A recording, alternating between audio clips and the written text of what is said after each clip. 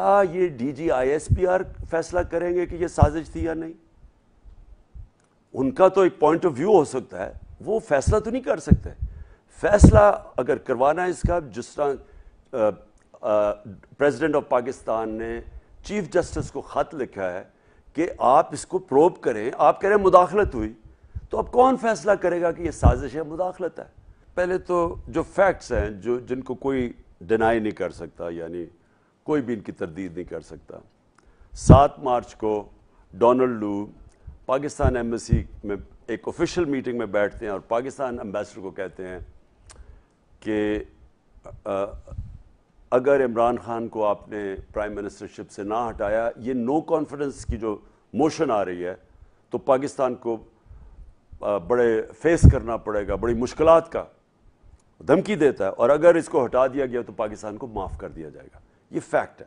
یہ پاکستان کے امبیسڈر جو وہاں تھے انہوں نے کنفرم، انہوں نے یہ جو سائفر ہے، سائفر کا مطلب کہ یہ وہ جو مراسلہ ہے یہ آفیشیل بھیجتے ہیں امبیسڈر سیکرٹ کوڈڈ میسج میں، جس کو سائفر کہتے ہیں، فارن آفس کو، اور پھر میں پرائم منسٹر میرے پاس آتا ہے، ایک جاتا ہے پریزیڈنٹ آف پاکستان کے پاس، اور ایک کیونکہ president of Pakistan supreme commander ہیں ساری فورسز کے، اور پھر جاتا ہے ایک ملٹری قیادت کے پاس۔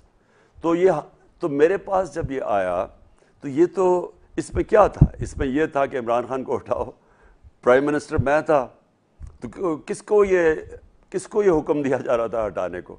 میں تو فارن آفس تو میرے نیچے ہے، امبیسڈر تو میرے نیچے ہے۔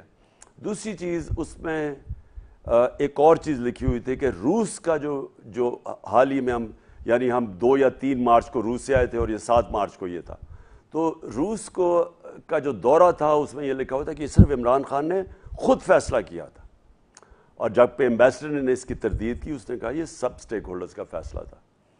اور پھر یہ 7 کو آتا ہے، 8 کو نو کانفیڈنس ٹیبل ہو جاتا ہے نیشنل اسمبلی میں، اور اس کے بعد ہمارے وہ اتحادی اور ہمارے جو اپنے ممبرز پارلیمنٹ تھے ان کو ایک دم لگتا ہے کہ اوہو یہ تو جناب بہت بری حکومت ہے، ہم نے تو اس حکومت کو چھوڑنا، ہم نے تو ایک دم ان کو یہ چیز یاد آ جاتی ہے۔ اور ہمارے جو بیک بینچرز ہیں جس میں یہ لوگ پہلے امریکن ایمبیسی میں جا کے، ہمارے پاس پورا ریکارڈ ہے، یہ امریکن ایمبیسی بھی جایا کرتے تھے، یہ 3-4 جو سب سے پہلے لوٹا ہوئے، تو انہوں نے ایک دم ساروں نے فیصلہ کیا کہ پارٹی گورنمنٹ گرانے کا اور چھوڑنے کا۔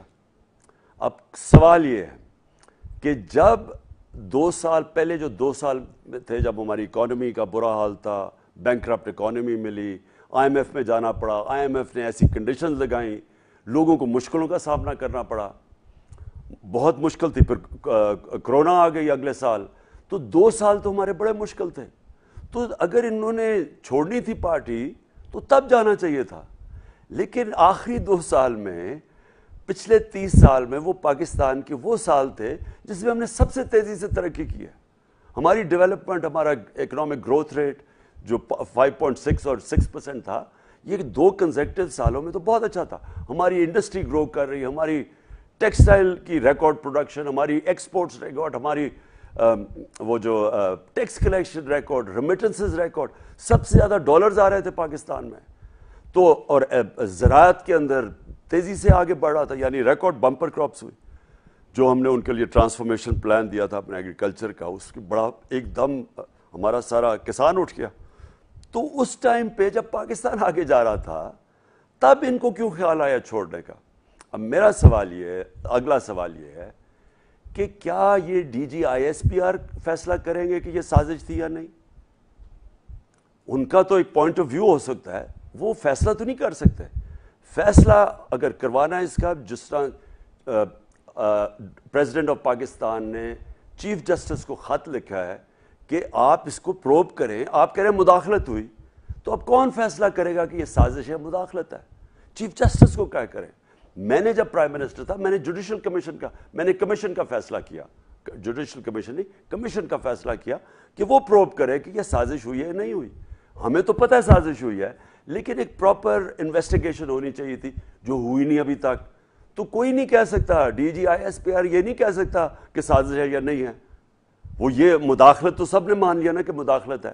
اب وہ مداخلت جو پرائم منسٹر مصدق تھے 1950 کی دہائی میں ایران میں جب اس نے نیشنلائز کی ایران کی جو سارا جو تیل کی انڈسٹری تھی, تو جو باہر کی قوتیں تھیں جس میں امریکہ اور برطانیہ, انہوں نے فیصلہ کیا اس کو گرانے کا. تو اب تو ڈی کلاسیفائی ہو گیا نا, پیپرز ہمارے سامنے ہیں.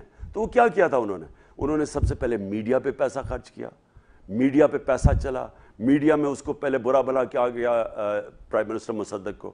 پھر انہوں نے اپوزیشن سے مظاہرے کروائے, جس طرح یہ کام پہ ٹانگنے والی جو مارچز کروائیں اور جس طرح یہ لانگ مارچ, انہوں نے اپوزیشن کو پیسہ دیا, انہوں نے کیا.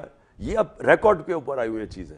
اور پھر انہوں نے ان کو لوگ خریدے جو پرائم منسٹر مصدق کی پارٹی کے لوگ تھے, ان کے اوپر پیسہ چلا. تو کیا یہ یہاں نہیں ہوا؟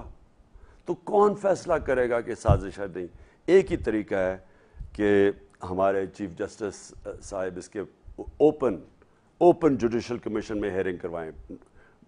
کلوز ڈورز میں ہم کوئی نہیں مانیں گے, اوپن ہیئرنگ کروائیں, اور اس کے اندر پھر جو بھی فیصلہ ہوتا ہے پتہ چل جائے گا کہ صرف مداخلت تھی یا سازش بھی تھی.